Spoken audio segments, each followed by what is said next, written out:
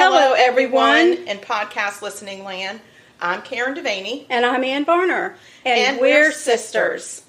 Welcome to Sugar-Coated Murder, where we'll discuss and probably inappropriately laugh about and comment on. Yep, one of our favorite subjects. Murder. Oh, and we love to bake. And why not combine our two favorite subjects? Baking and killers.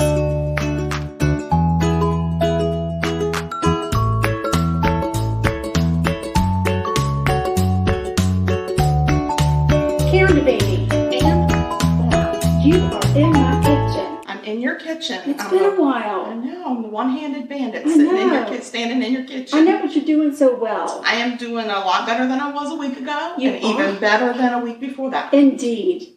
So every day is a challenge to meet, and it's met. I know you'll be so happy when you don't have to wear your sling anymore. Or your wedge. Well, the first thing that's going to go is this abductor. It's called an abduction. I feel like it's an abductor. Right. But it's an abductor immobilizer. It's abducting your freedom. It's abducting all of my freedom and more than half of my wits. Right. So my wits are about to go. They're going. Like I'm having nightly pep talks that I have to get from my husband that I can face the next day. Yes. Or just face the night. I think my biggest challenge is facing the night. Right. And then getting through the night. Because you still can't sleep in a bed. I'm still not in a bed. And when I said something to the physician's assistant that I went to earlier this week, he said that is completely normal. What really made me gasp is that he said some people it takes 6 months. See how you did? And I said that won't be me. No. And 6 months. 6 months that they sleep in a chair. Yeah. Wow. And I'm not doing it. What if you don't have a chair, a recliner? I don't know what people do. I don't know if they camp out on their couch. I don't know how people do it. Oh my gosh. So, wow. Yeah. Yeah, and we're still adjusting to the bidet. There's still some bidet shenanigans. So I will say this. We've come a long way with the bidet. Thank you. But there are some mishaps and slip-ups and things that we're working on. And I still don't use the bidet. If I use that bathroom, I do the old-fashioned way. And that's completely fine. My biggest challenge or my biggest concern right now is that we are going away for Thanksgiving. Oh, no. And that we are renting a house that I know doesn't have a bidet. Right. And I am having to figure out, because the bidet that we bought is not portable. So I'm having to figure out some workarounds and things. So, oh my God, I've got the perfect plan for you. Are you ready? I think they have a hose out back. So that, or you do your business. Wrap a towel around your waist. Waddle on down to that ocean, girl. And clean off the way Mother Nature intended. Okay, but here's an issue with that. A, the beach is across the street. Not a problem yet. B, I can't get my sling wet. So I can't go in the ocean with this apparatus. No. You only need to get your behind wet. So well, there are waves. I might get knocked over. Squat. You're good. Honestly, I just need to put my butt into the wave as it's coming and breaking and letting it break on my butt. Do a butt crash. Yeah, into my butt crack. That's right. See how I'm concerned? See how this would be a concern? Yeah, it's a challenge. So, anyway, I was talking to I think it's probably something that a lot of people don't even think about when they go to have the surgery. How am I going to clean my behind? Well, you're right. And I told the PA, it doesn't matter what you say. There's no way that you can prepare people for this. Right. But my physical therapist lady, her name is Bethany, and she's so patient with me, even though she does hurt me and almost make me cry, and then she knows, and then she just still does it anyway. But she said that when I'm all done with this, I should write a blog. Oh, yeah. And post it and then print it out and give it to my surgeon's office. Definitely. To say, these are the things that I find people need to know up front. Yeah, because if your arms are a little shorter, you don't have a long stretch, it's not easy I was take born care of business with T-Rex arms. So I'm already at a disadvantage on a normal day take away probably the longer of my two arms and the one that is the dominant one, and I'm having an issue. Yeah. So, and there are just other things that, when I originally talked to him, I said, I need to know what kind of help I need to get in and for people to help me. And he was like, well, usually the first week you're on pain medicine, so you probably should have somebody around while you're on pain medicine, and left it at that. Oh, wow. And I mean, what if you lived out of town and I sent you home? I would still be sitting on the potty. Maybe. I don't know what I would do. I don't either. So, there's things that I think, and especially because they're men, and I don't think men think things through like women do. Right. Yeah, no, they don't. So I just feel like that when this is over, I might even start a support group because it's a physical challenge, but it is a mental game. Yeah. It is a mental game. So anyway, enough of that. Enough. Well, the good news is you're on the mend. I am on the mend. And this isn't a forever thing. It's temporary. This is a temporary situation. We're lucky that we live so close to each other, and we both are working from home now. So it's very so easy. Lucky, so blessed. And I've got a great surgeon and a great surgeon's team and a great physical therapist. And I think that everybody is working together, and I've made it perfectly clear to anybody that will listen. If there's anything that I can do to jump ahead 3 spaces, let me know. I'll do it. Right. Yeah. Whether it's paying money or going to physical therapy 7 days a week, tell me what to do. Right. But they all say, well, it's a process, and in a year you'll be so glad you did it. Yeah. Okay, that's a long time from now. So anyway, it's fine. We're doing the best we can. So today I'm in your kitchen. I know. And it's going to be pretty funny because I'm going to cook left-handed. Yeah, I think you can do it. But I just want to say thank you to Annie because she pre-measured my stuff for me. Yeah. And that's pretty much probably because she doesn't want the mess that it would be like if I'm measuring flour.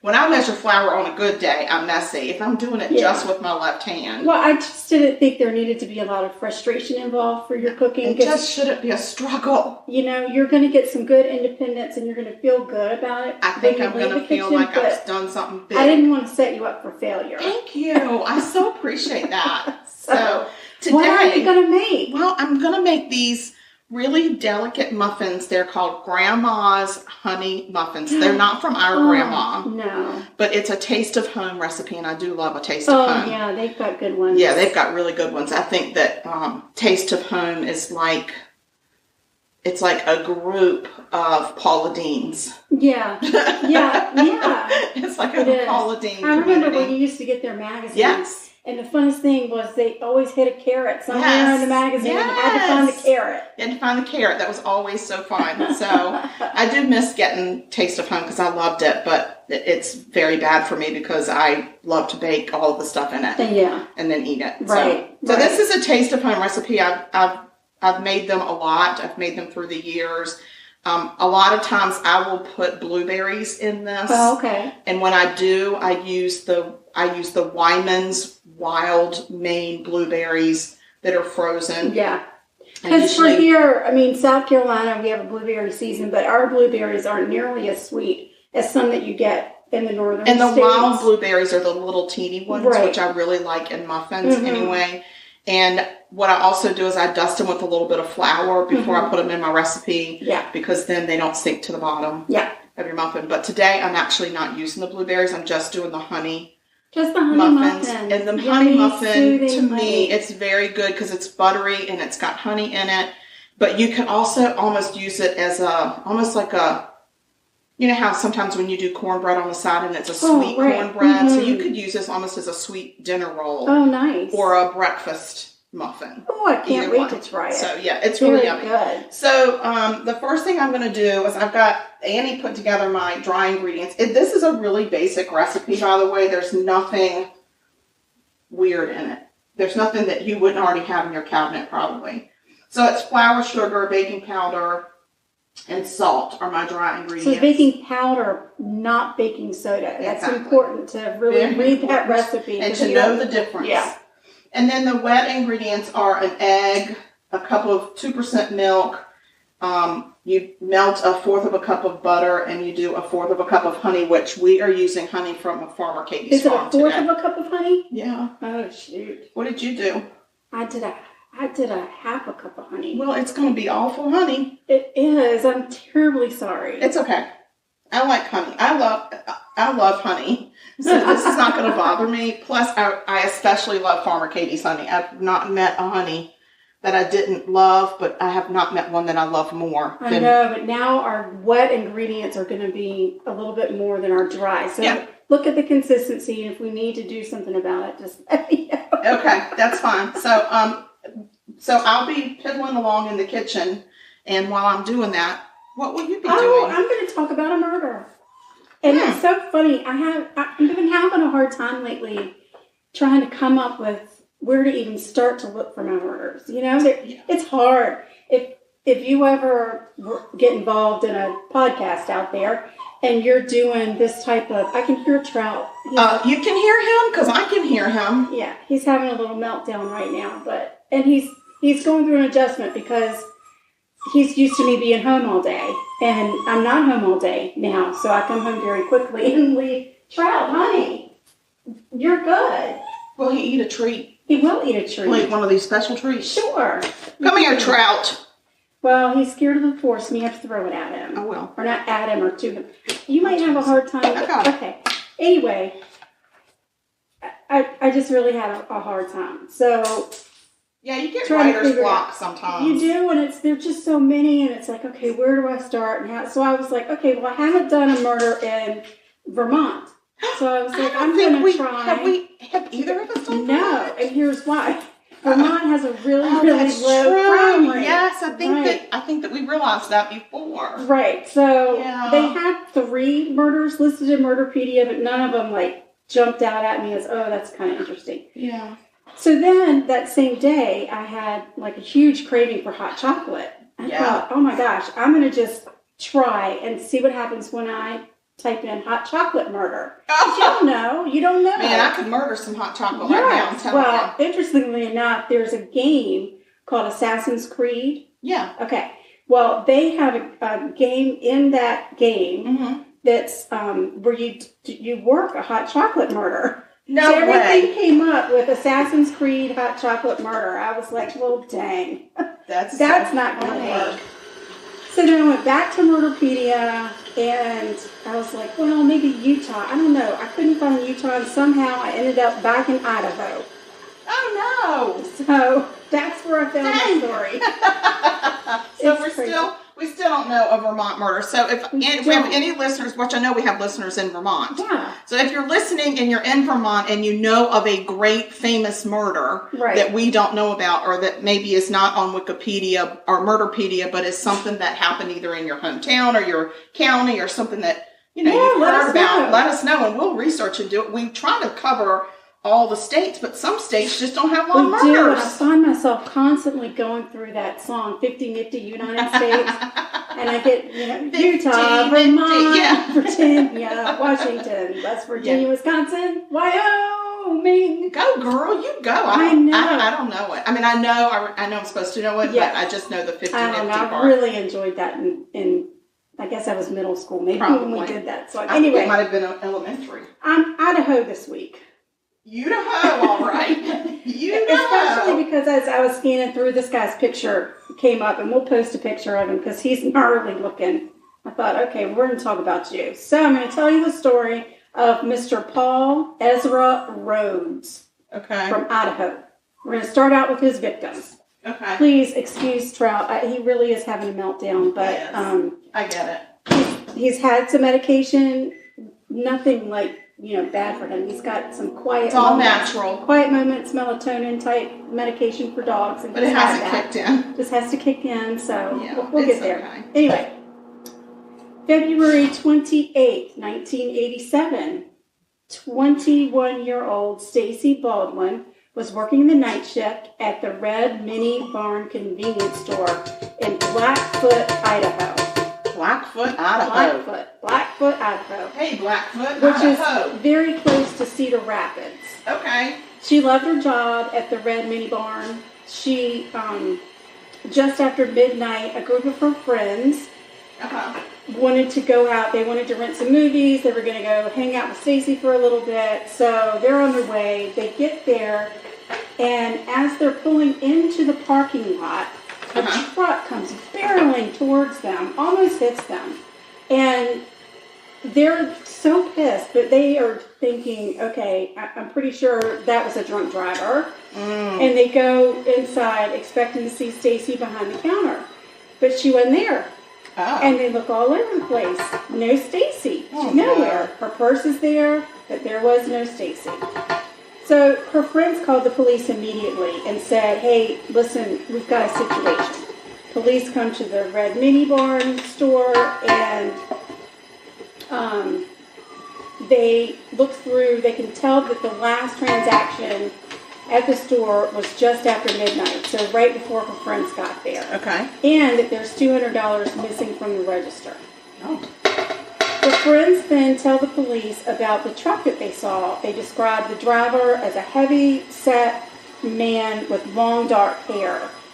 Stacy's car was still in the parking lot, so police suspected that Stacy has been kidnapped. Oh, wow. A friend of Stacy's family the next day, or not the next day, yeah, I mean, because it was daylight, by the time the police are out. Oh, yeah, because it was midnight when...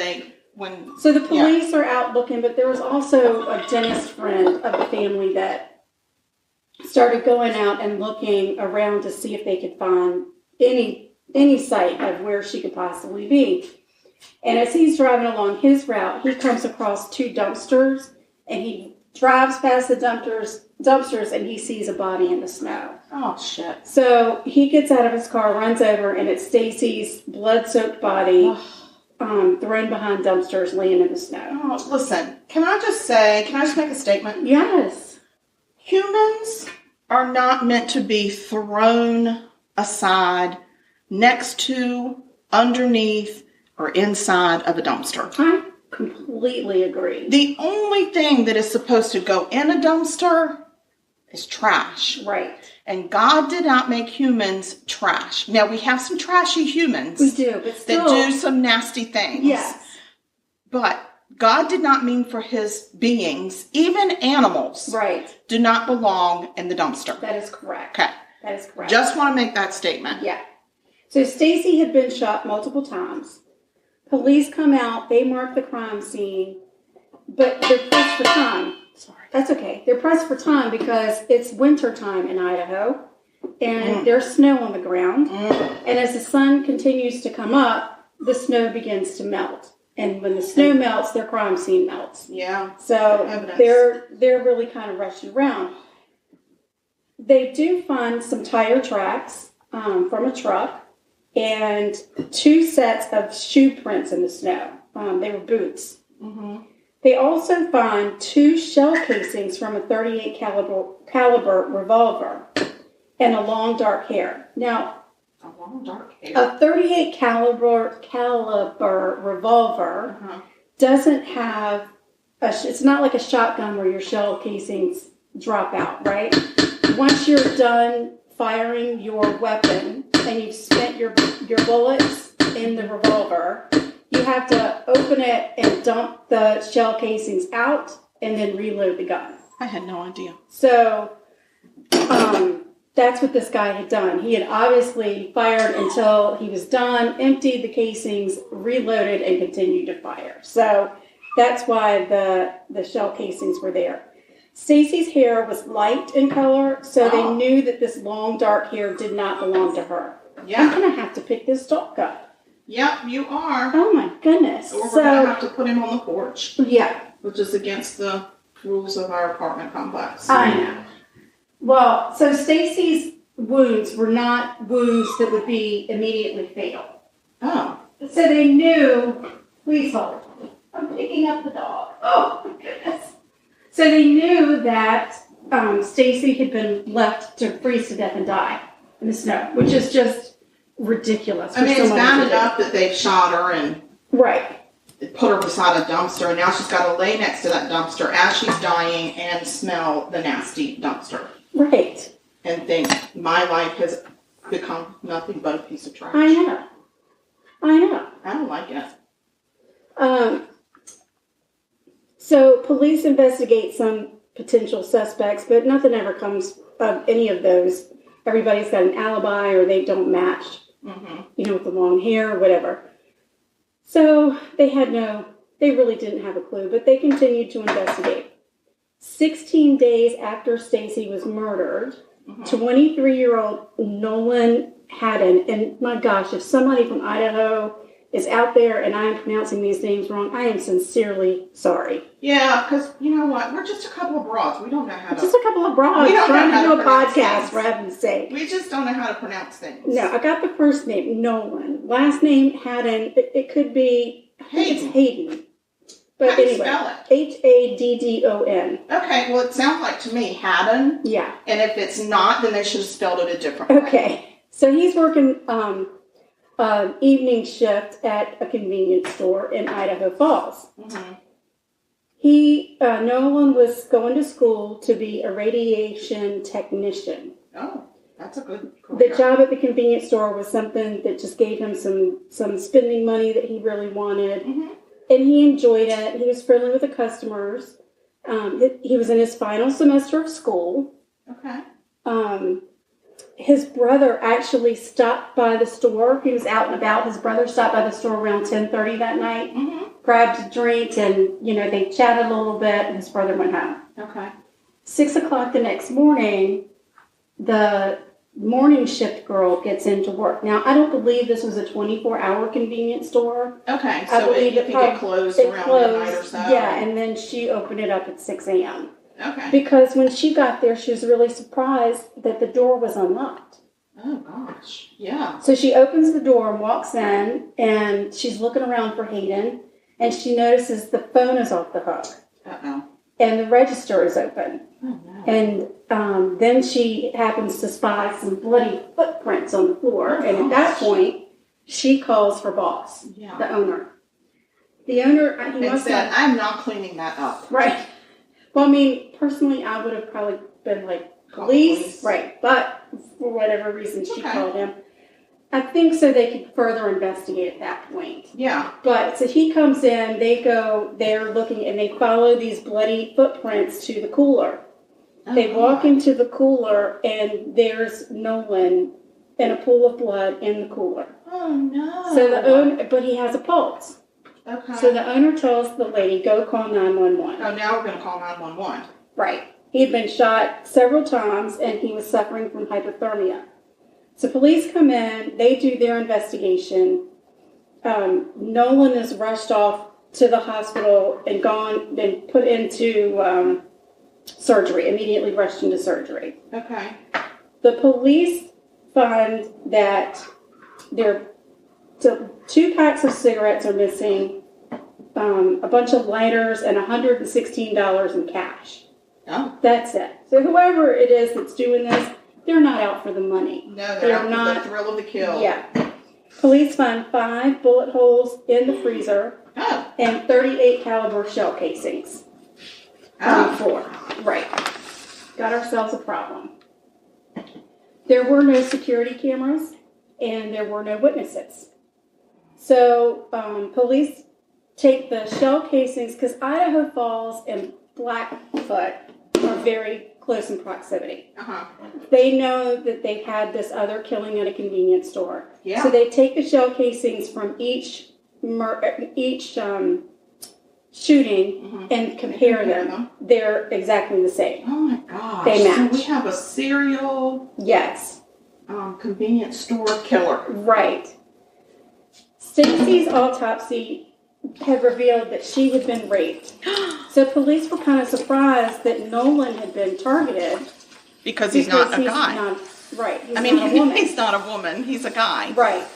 But they looked into it a little bit further, and Nolan had actually switched shifts with a woman that normally worked that evening shift. You know what? That woman probably got immediate ass pucker. Yeah, maybe. Because she was like, holy crap, that was supposed to be me. Right.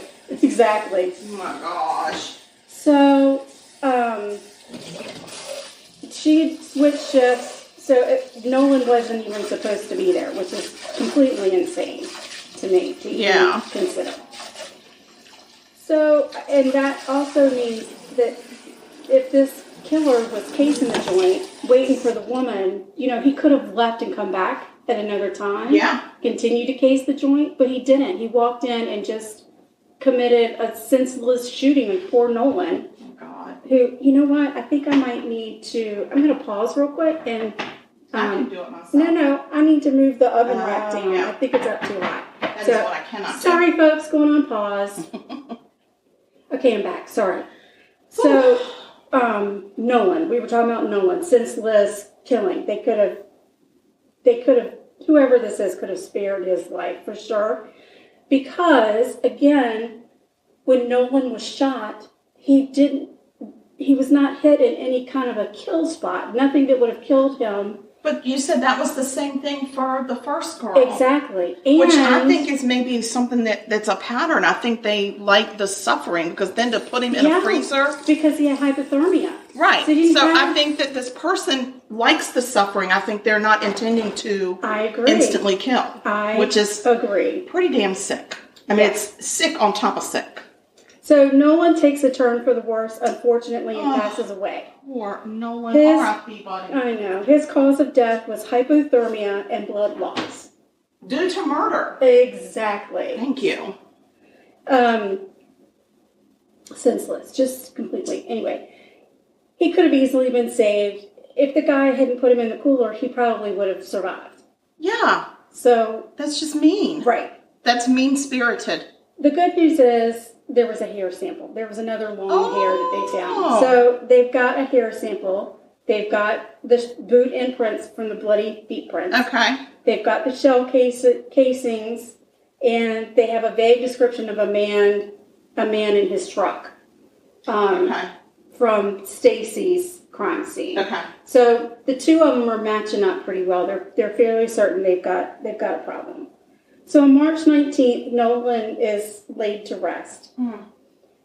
A husband calls 911 that day to say that his wife, 34-year-old Susan, I believe her last name is Mickelbacher, but I could be wrong. So if I've messed that up again, I'm terribly sorry. She had gone to the school where she worked as a special education teacher to drop off a lesson plan because she wasn't feeling well that day and she was going to take the day off.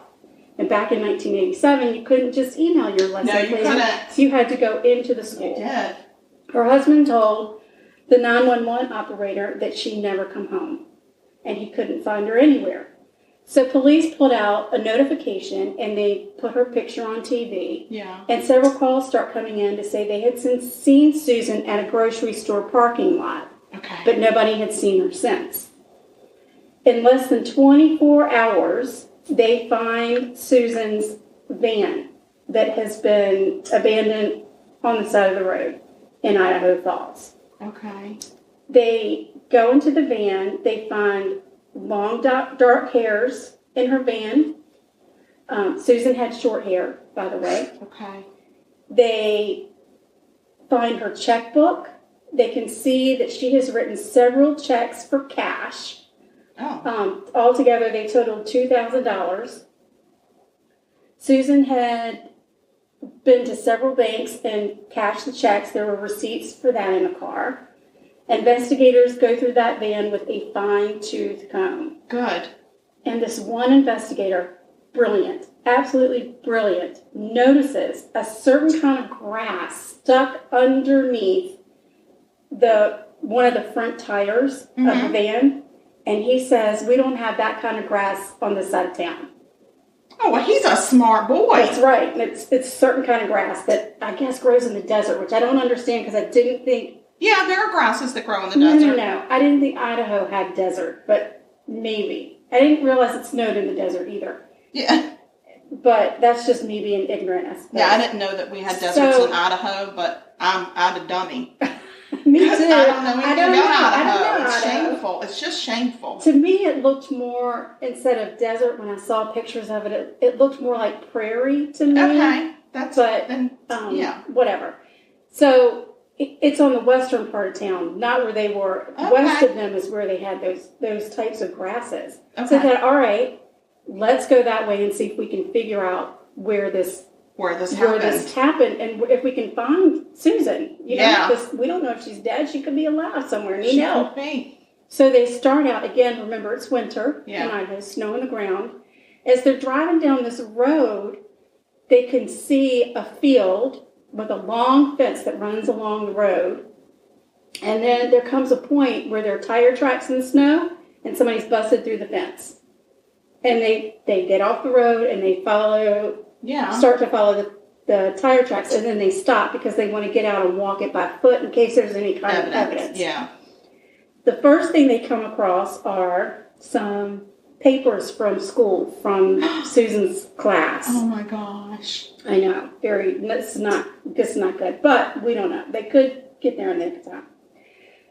They keep on going. I feel like you know. I know. The suspense has got to be killing you. I mean, the suspense is killing me, but I just know that you know. So don't say we don't know. We don't know. I don't know. I don't want to give it away. Don't give it away. So these police officers are lined up. They're 10 feet apart and walking this field. And one officer yells out, "I got her." They find Susan face down in the snow. She had been shot 9 times. She had been raped. It actually looked like that Susan had tried to escape because she had been shot in the back. Oh, wow. They find 38 caliber casings at the scene. And when the autopsy is performed, the medical examiner finds that one of the bullets that pierced her heart actually had a long, dark hair on it. And that hair had also pierced her heart. Ew! I know. But, Right.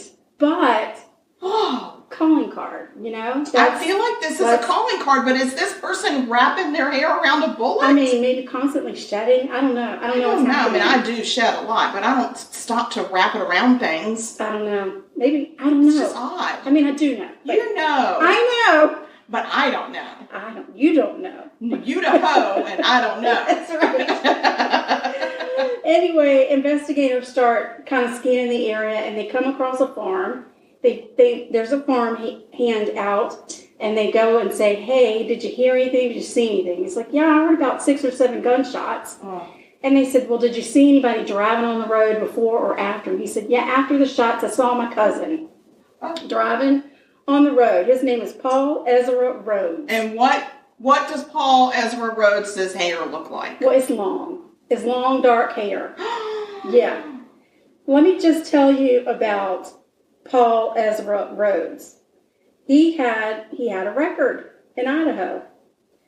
He had a long, extensive relationship with drugs, but you're going to really want to listen to this. I am. You've never heard this before. You've never heard this before. I've never heard this before.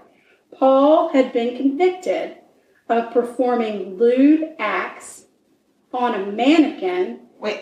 On a mannequin at a lingerie shop. Good God Almighty. Yes. I didn't even know that was against the law. Paul.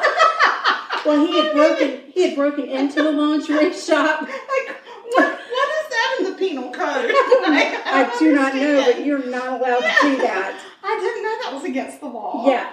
Paul was found. What if I get my own mannequin? You can do that in your own home, maybe. Okay. Maybe you need to read the law. I don't live in Idaho. They might have like mannequin protection laws there. They could. They could very well, because they found him having sexual relations with a scantily clad mannequin. Well, first of all, how desperate can you be? And once he was done with his sexual relations, he shot the mannequin with a .38 caliber gun. Right. Maybe Paul was practicing. I have no words for this because I know. Who does that? Well, Paul does. Long, dark hair, Paul. Oh, my Lord. But, ew. Who is your mother? Oh, my gosh. Ew. Yeah.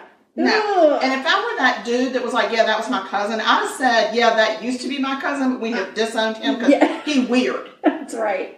So because he had been arrested and he had a long history of crime, they had no problem getting his picture out. Of course. So they put his picture on every news outlet they could possibly find in Idaho.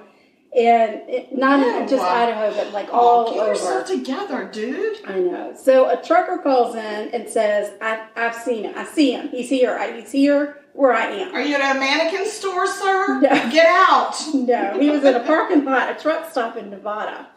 He had seen this tall, heavy-set, long-haired guy get out of a red minivan. He dropped something when he got out of the van, and the guy took off, running. Oh, my God. The police get there. There's no call, but there is a .38 caliber handgun on the ground by the minivan, which he had never even shut the door. It turns out it's his mama's minivan. He stole his mama's minivan. Oh, that is the least of her worries. The least of her worries. She's going to have to go back and review what the friggin' hell happened in his childhood. Yeah. She's going to need a big review. Oh, like, did I give him a doll and did I allow him to play with naked Barbies? Like, what's happening? Yeah. Yeah, it'd have to be way worse than naked Barbies to get you to the point where you want to have sex with a mannequin. I can't even grasp how to get over there. Like, I'm starting with the naked Barbie in the bathtub. Okay, all kids do that. My kid used to love to decapitate him. He's fine. No, but I'm thinking this is more But how do you get from there to having sex with them and then shooting them? I just think that, I don't even want to know how they get there. I don't want to know the mind of that killer. I do not want to know. I don't either. That it's too much for me. So as they're looking at this crime scene, trying to figure out where the heck Paul went, they got another tip. And they find the guy. The guy said he's in this casino. You need to go get him. Oh, Lord, I hope there are no mannequins. or the women that, like, pose like the mannequin. Right. And then they wink at you. Yes, because they have those, like, in Vegas and stuff. Mama did that at the mall. That's right. She did that at the mall. Mm-hmm. So she was a live mannequin. Oh, God. Ooh, Lord, why don't you live in Idaho? Ooey. So Lord gross. have mercy. So police go to the casino. They find Paul and arrest him. This jackass had never changed his clothes, never changed his shoes. He's got blood on his clothes, blood on his boots. He's nasty. Blood on the mannequin. Blood everywhere. They take a hair sample from him, and it matches the hair from the 3 crime scenes. Oh. The bullets from the handgun match the bullets used in all 3 murders. Oh. He has 2 packs of cigarettes in his pocket. That he stole from the Hayden guy. Yeah. Nolan. Yeah. And 5 lighters and a wristwatch. The wristwatch? The cigarettes and lighters were from Nolan's store, and the watch belonged to Stacy. Oh my God, he's wearing her watch? Yeah. That is so mean. I don't think he was wearing it. He had it in his pocket. Oh, I thought like he's walking around like, check out my new watch. No. I feel a little bit better. He's probably trying to gift it to a mannequin. Maybe. It was like a proposal. I got you this. Mm-hmm. Yeah, no. Now, but he's taking shimmy out of them. That's how. Like, shimmy out of them bloomers. I done got you a watch. Right.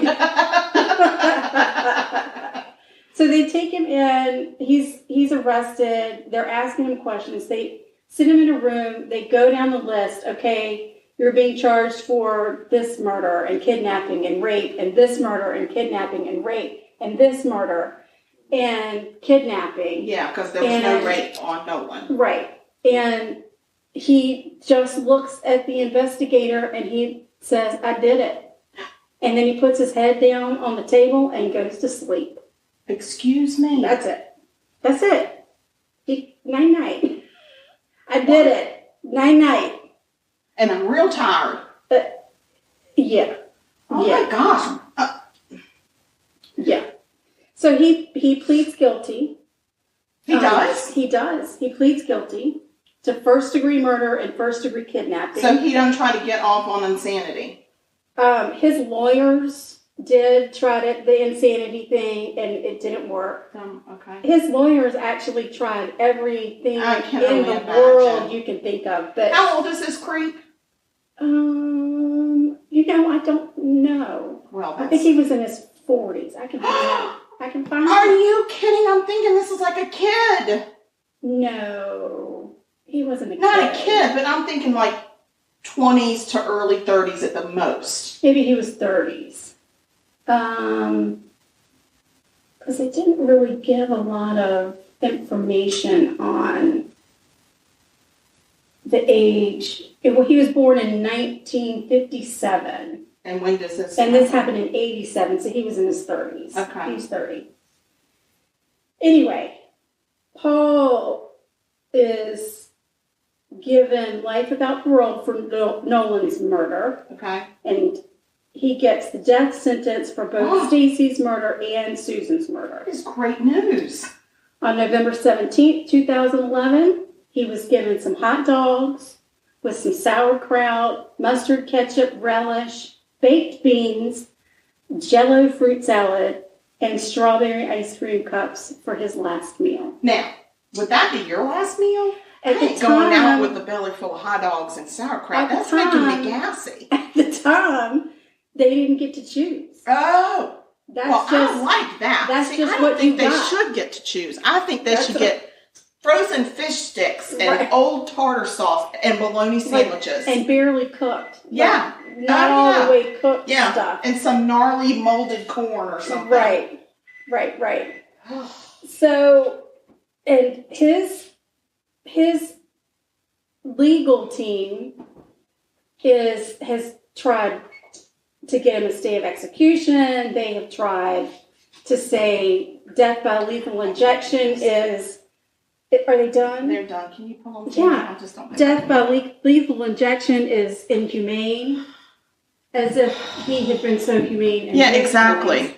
What else did they say? I mean, they just, everything they could think of. Oh, I'm sure they well, I mean, that's their job to pull out all the stops. But seriously, just there's some times that you just want to say, stand down and let the guy stand down, Mr. Let the guy fry. Exactly. So, and they give like they ask the governor for a pardon. Governor, can you pardon? That happened to be that when they asked for the pardon, the governor was in Hawaii on vacation. Oh, don't bother me. And I'm doing the hula. No, sorry, I cannot come back to sign that paperwork. I'm not doing that. No. So they gave him a really hard time about being on vacation for that. Why? Because he can't have a vacation? He's got to plan it around every guy that's going to be executed? People who are against the death penalty said that and if he had stayed in town for it, they'd have been mad at that too. He should be more focused on more important things, but whatever. Okay. So on November the 18th, Paul was taken to a room where he is strapped to a table. He would lay there while his executioners prepared to inject him with chemicals that would end his existence. Okay. Families from Stacy's family, Nolan's family, and Susan's family were there watching. All right. His mother was there. Paul apologized to Susan's husband for her murder, but claimed on his stretcher that he had nothing to do with Nolan or Stacy's murder. And we know that's a lie. He looked at their families and said, I don't know what to tell you. I can't help you. He's such a He looked at his mother and he said goodbye. Bye, Mama. No, he just said goodbye. Oh. His final statement was to the warden, and he said, I forgive you. I really do. And I just said, and I forgive you too. I'm jamming this needle in your arm. And that was it. That was the end. He died. He was killed by lethal injection. November 18th, 2011. Whether you're for or against the death penalty, it's nice that we eradicated a piece of trash. Yeah. Because he treated those people like they were worthless. Yeah. He got a kick out of it. Yeah. And I think that especially in today's time, you know, we're so jaded. Yes. Because we have all the shows that we watch on TV and all the different media that inundates us with violent images. Mm-hmm. But when you're talking about a rape of a person, that is torture. Right. It is absolute torture. And it takes away, they're terrorized. Yes. They're stripped of their dignity. Yes. And they beg for their lives. Absolutely. And he completely overpowers them and does lewd things to them that are not allowed without permission. No. And then to top it all off, as a thank you, I'm going to murder you, but I'm going to let you lay here and die. Right. And suffer. Right. I mean, I don't know. I I will just say right up front, I'm for the death penalty, and somebody please change my mind. Yeah, I know there are innocent people on death row. That system is broken. I hope that we continue to find justice for those people. Yeah. But the people that did it, they just don't need to breathe the same air. Yeah. That's my opinion. I know it's controversial, but...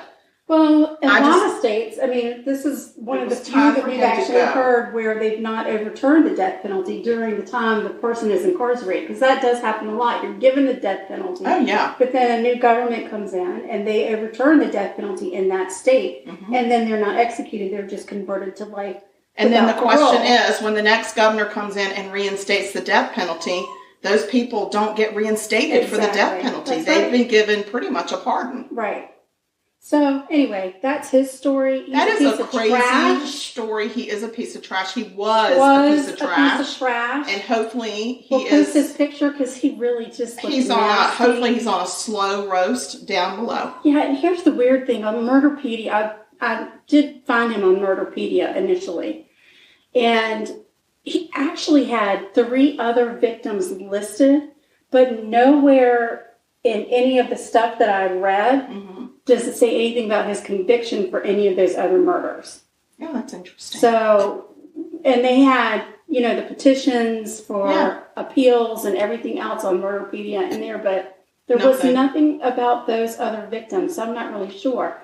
Then I searched by name the 3 victims that I had through Google, and I got back a hit where they had done an episode of ID Discovery, what is that, ice cold killers or whatever, where they do it in the snow. In the snow, yeah. And this was on there. Oh, okay. The weird thing about it was the 3rd victim, Susan, they called her Andrea. So it was I don't know what happened. How was she listed on your court documents? On the court documents, she's Susan. I wonder if her name was Susan Andrea and she went by her middle name sometimes. I don't know.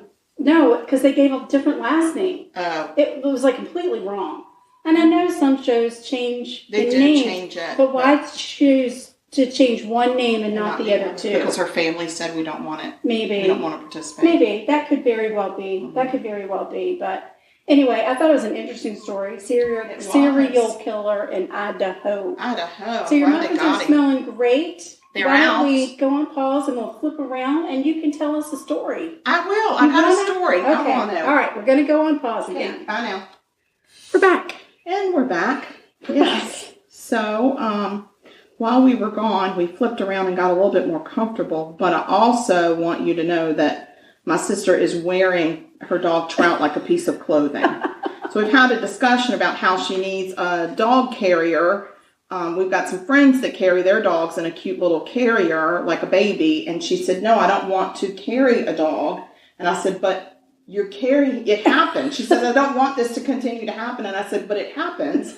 It has always happened. And the dog is 7 or 8 years old. I don't think he's growing out of it anytime soon. Oh, my gosh. So this is it. Give into it, sugar, and get it. I don't know. I just don't know. You need it. Because that way we don't go through all this crap. I'm sorry. Especially if you twist him around and he's in the timeout position. Oh, right, yeah. And then he's not rewarded for his behavior by getting a good old snuggle. Well, maybe Santa Claus will bring me one. Oh, I think Santa Claus will be bringing me one.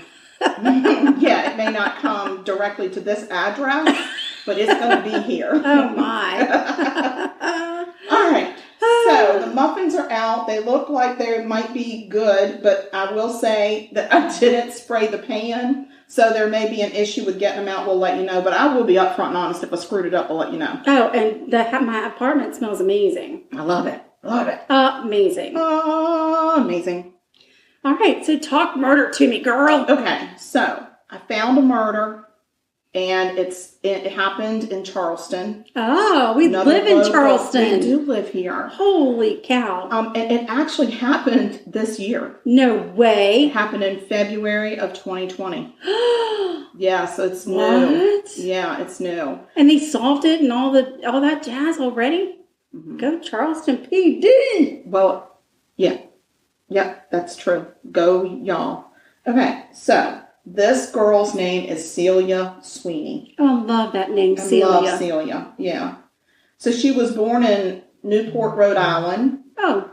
She spent most of her school-age years through high school in a town called Scituate, I think. Oh. In Massachusetts. It's outside of Boston. Gotcha. I'm sure I have mucked that one up. So y'all let me know how you really say it. So after high school and stuff, she eventually, her life path brought her to Charleston, South Carolina. Oh, nice. Yes.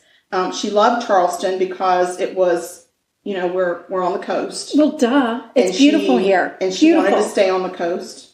And she absolutely loved walking on the beach with her dog. Loved it. She was, of course, she remained a true devoted fan of the Patriots. And she had a kitty cat and a dog. Aww. And she just had this really great life here. So she was dating a guy. And the guy that she was dating lived in Lexington, South Carolina. Okay. So I don't really know a lot about him, so I'm not going to talk about him. Okay. But I am going to talk about what happened on February 28th. Okay. 2020. So Celia, she was a social butterfly, that little girl, and just gorgeous, just absolutely gorgeous. She had gone out that night with some friends. She was seen at a bar, and she frequented some bars often, so she was like a local in some of these bars, and so like the bars downtown. They didn't say where it was, but it was a bar that she went to often, so she was recognized. She was a regular, right? She was a regular there, and so the bartender kind of recognized her and conversed with her and stuff like that. Gotcha. So the bartender says that she saw her, and that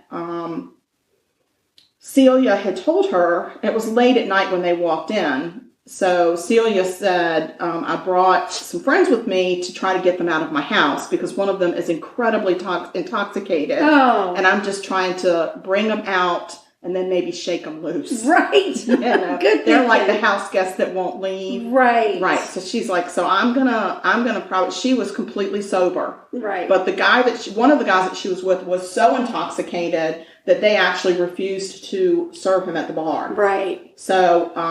So they met up with another group of people. They're all socializing and stuff. And Celia just kind of slips out the side door, gets in her car and leaves. Right. Leaves these people. Right. That's probably smart. Yeah. She's trying to give them the shake. Yeah. So she leaves, but that's the last time she's ever seen alive. Oh, no. So the next day, her boyfriend in Lexington is texting her, calling her, trying to get her on the phone. It's not like her to not respond. And about half the day goes by and he's just like, I don't know, I'm really worried about her. So he decides to get in his car and drive from Lexington, South Carolina to Charleston. And so he gets there and he goes straight to her apartment and he lets himself in. I guess he had a key maybe? Probably. So he lets himself in and what he sees is a horrific bloody mess. Oh no. There's blood everywhere. Oh, no. Obviously, something bad had gone down. And there's a spent shell casing on the floor. And he's like, oh, my God, is this, like, what has happened? So he immediately calls the police. Yeah. The police come in, and they start to investigate, and they know something has gone down, and we need to find her. Right. So from what the officer said, that's when you see the crime scene, you know that this was fatal. Right. Yeah. With that much blood. Yeah. It was so much blood and the spent shell casing. And he said, somebody died in this apartment. There's no question. Right. And they died a horrific death. So they are frantic to find Celia. So they start talking to neighbors, things like that. They actually put out some missing posters of Celia.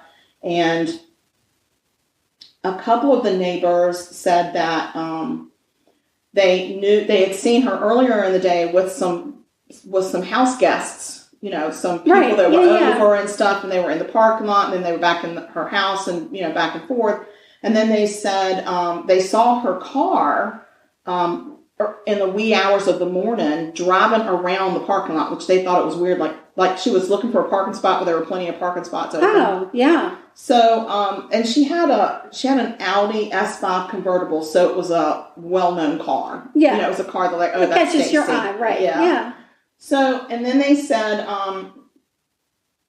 in the earlier part of the day, they saw a couple guys going in and out and back and forth. And then they saw her car drive off and a truck was following her. So they were like, we just assumed she left and, was going somewhere. Right. So they're like, okay. So they end up finding her car at another apartment complex parked. Huh. And they're like, okay, something's not right. Well, if I'm not mistaken, where they found it was in Spartanburg. Okay. Okay.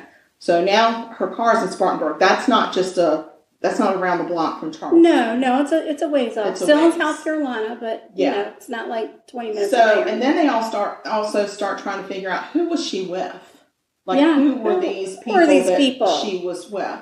So they decide that they figure out that she was with two guys. Out of the three, they said two names. One guy's name is Mark Dwayne Walton, and the other guy is Buddy Allen Carr. All right. Okay, these two guys. Buddy Allen Carr is the one that was intoxicated, inebriated, couldn't be wasted. Awful. Yeah, right. Awful. Yes. So they start trying to track these guys down, and they actually find them in Inman, South Carolina. I don't know where Inman is. I don't either. I'm ashamed that I live in South Kakalaki and I don't know the geographical layout of it. Right. And I should do better because we live here and we report a lot of stuff here. Yeah. So I'm going to get better about that. Yeah. But I don't know. I don't know where it is. And I'll also get better through you. Oh, yeah. I'll help you. Good job. Yeah. Okay. So they name Buddy Carr and Walton as people of interest in Mark Dwayne. That's what that makes me laugh because it sounds like Mark Twain, but it's Mark Dwayne. It's Mark Dwayne. That's probably what his parents were going for. Mm-hmm. So they name them as persons of interest in her disappearance. So they are tracking these two yahoos down, and they go to an apartment that these guys rent in Spartanburg. Oh. Okay. So they go to their residence in Spartanburg, and they knock on the door. Nobody answers, so they let themselves in. What they find is Buddy Carr is dead from a self-inflicted gunshot wound. Oh no. Yes, and so they also start looking around for any other evidence or whatever. Oh no. And what they find is a big old husky tote. Like a bin. Right. A big rubber bin. And when they look inside, there's the dead, bloody body of Celia. Lord have mercy. So, it seems like we've got a murder-suicide situation, oh, maybe. Yeah, I might need to see where the other guy is, though. I agree. So what they do is they start going through the apartment. They start going through her apartment, and they find some bloody footprints. There are definitely signs of a struggle at her apartment. Like I said, there was the single cartridge. They also start canvassing the area, and they also start looking for, where could this tote have come from? Mm-hmm. So they start looking around, and so they actually get surveillance tape of Carr and Walton together at a local department store in Charleston buying this tub and a tarp. Oh no! So, and this is early the next day. Oh wow! So they're guessing Celia died in Charleston in her apartment. Right. And then they put her in the tote and drove with her to their apartment in Spartanburg. Dang. Like, how weird is that? And then dumped her car along the way. Right. So they're like, okay, so then they're just like, okay, so what does Walton have to do with this? Like, what's his angle? Right. Of course, he's saying, I didn't have anything to do with this. I left them after the night was over and I came home. But we saw you in the store buying a bin. He's saying, I don't know what you're talking about. Oh. That was for work or whatever. He had an explanation for everything. Of course. So originally what they come out with is that they charge him for tampering with evidence, which is the movement of the body. Okay. Okay, because that's considered tampering of evidence. And then the mishandling of a dead body. Right. Because they packed her in a tote, which we're not supposed to be packed in a tote. And carted off to another place. Right. So that's what they did.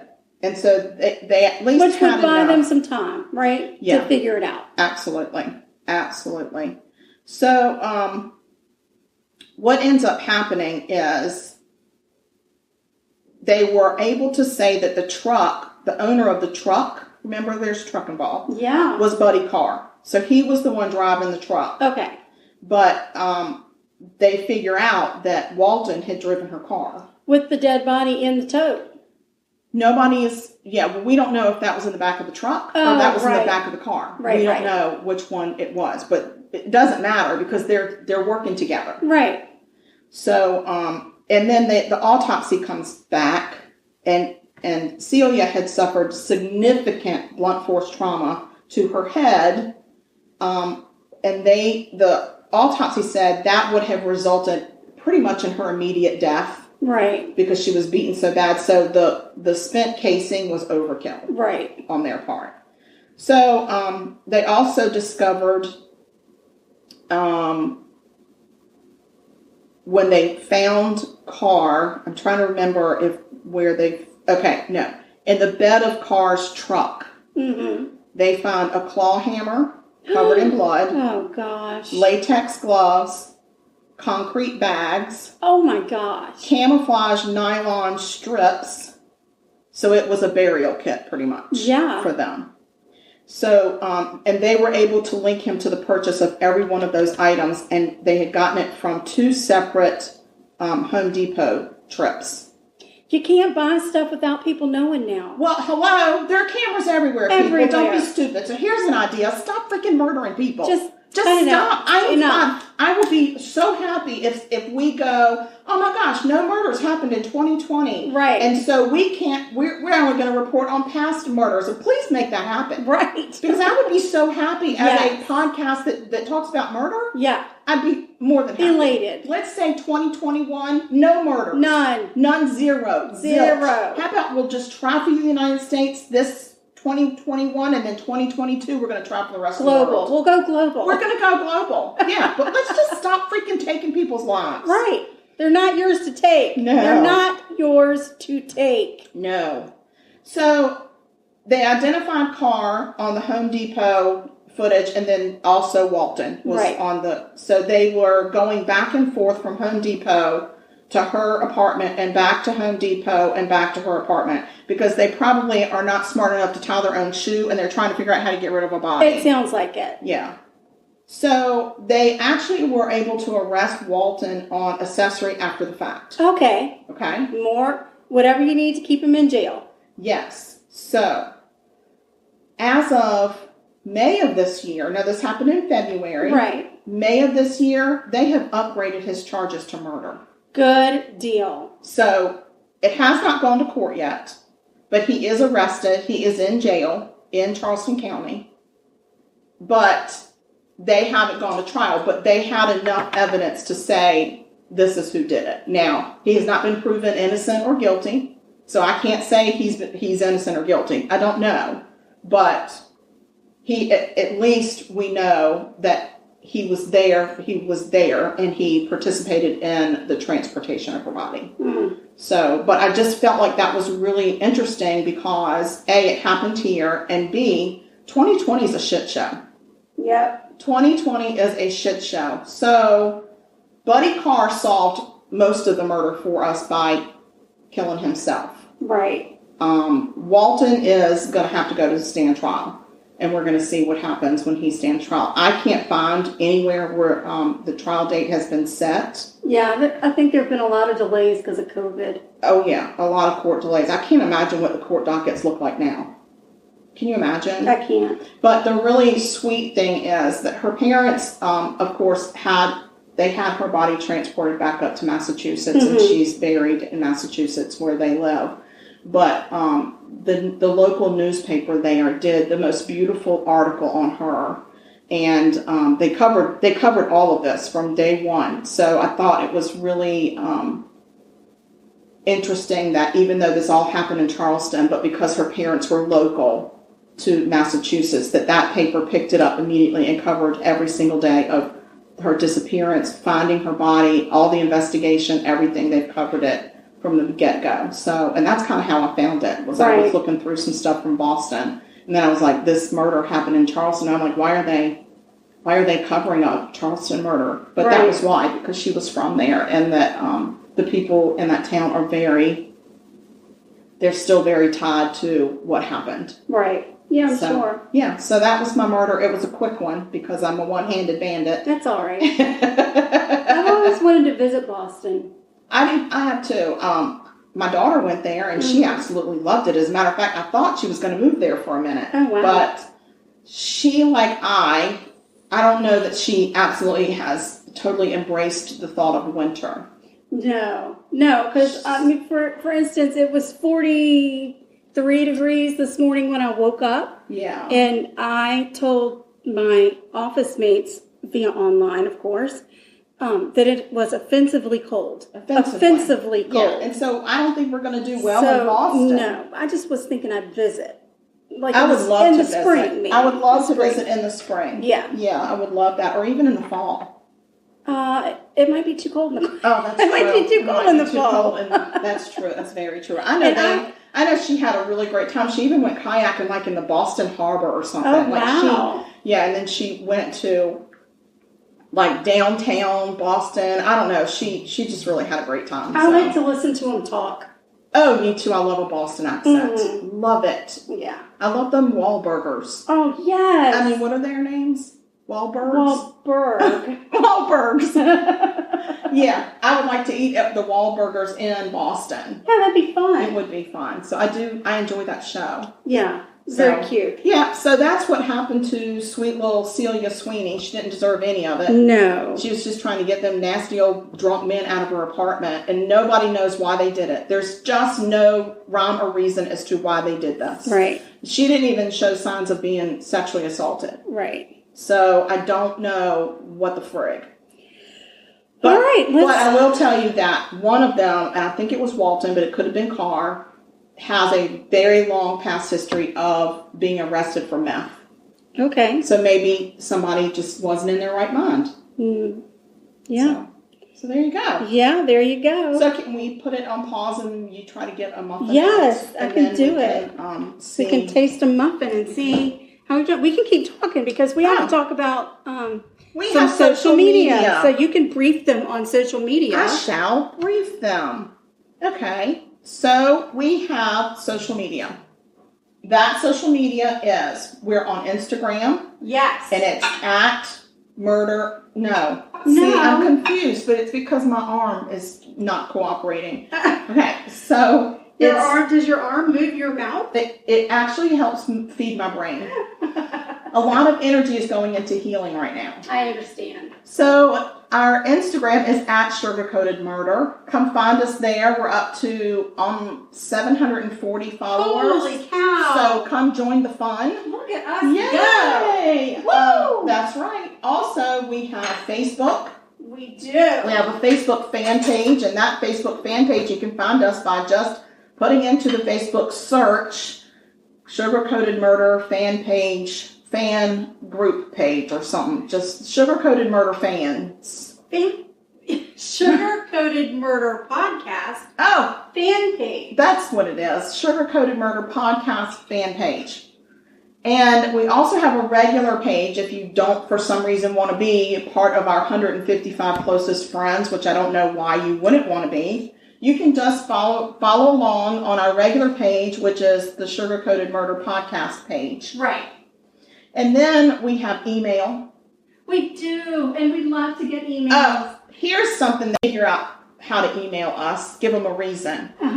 Ann and I are starting our Christmas card list. Oh, we are. And if you would like to get a Christmas card from Sugar Coated Murder podcast, that's Ann Varner and Karen Devaney, we will more than happily send you a Christmas card. Yeah. But in order to do that, you're going to need to email us your address. Yes. So yeah, that'd be great if you could do that. And I'd like to just give a shout out to Annette, one of our fans. She emailed and requested a recipe. And it was for the tea cake. She wanted the tea cake recipe. I hope, and Annette, I hope you're out there listening right this minute, and I hope that you're baking those tea cakes. Yes. I can smell the nutmeg from here. Yes, and I hope they turn out the best ever. Yes, and anytime you request a recipe from us and you get it and you make it, please send us pictures because we love to see what you guys come up with. Absolutely. Yes, but and give us feedback. Most importantly, we appreciate you, Annette. Thank you. Oh, thank you, Annette, for reaching out and just sending us love. We appreciate it. Yes. So anyway, email us at murder.sugarcoated@gmail.com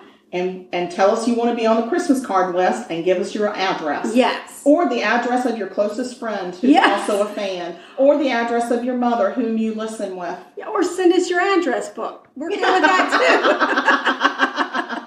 We'll send your Christmas cards out for you. Oh my gosh. Well, that's a service I am not providing because I don't think I'm going to be writing them out. No. It'll be the Sugar Coated Murder Everybody Christmas gets card. one. And it'll be from you and I and whoever. Oh, there you go. Yes. Perfect. Yes. So, Oh, we have merchandise. We do. And we just put out a brand new coffee mug design. And on the front of it says, "Just a couple of broads." Yes. And the back of it says, "Talking about murder." And it's a really cute coffee mug. Cute. Y'all meet them. I know I don't know what I'm doing. Are you shaking your leg or something? No, I think it's just something that's making our microphone bounce. So hearing weird things. Anyway, so we have merchandise. That's on Teespring. Teespring, yeah. We've got a Teespring, and you type in Sugar Coated Murder Pod store. It should come up with all of our listings. Yeah. Of all the stuff that we have different on designs, and then you can get it in whatever. Yeah. We ordered a couple of doggy sweatshirts. Yes, for our dogs. So my dog will probably wear it the 2 times it's really cold.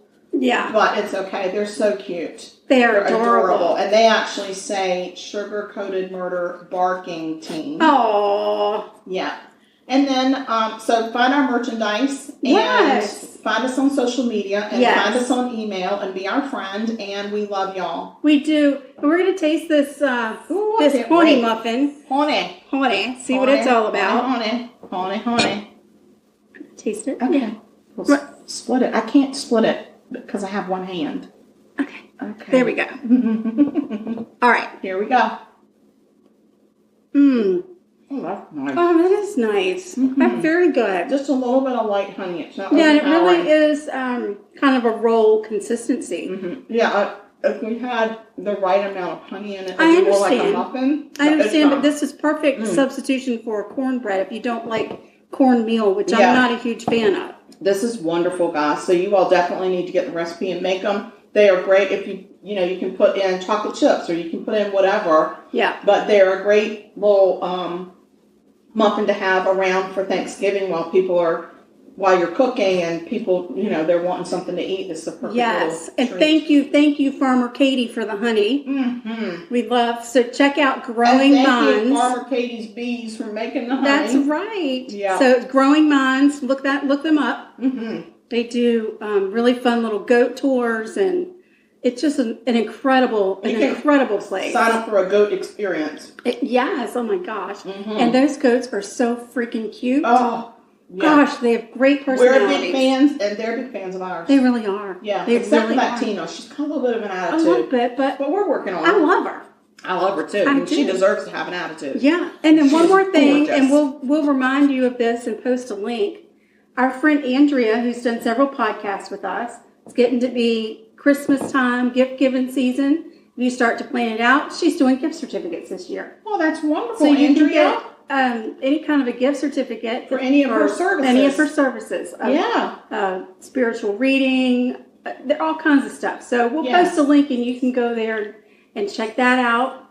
Absolutely. And you don't have to be in the same room with Andrea to get a reading or get Reiki. She can do it virtually over the phone. So you can be in Saskatchewan, Canada, if you want to be, and get a gift certificate and still get a reading from Andrea. You sure can. So that's fancy. That's real fancy of her. Yes.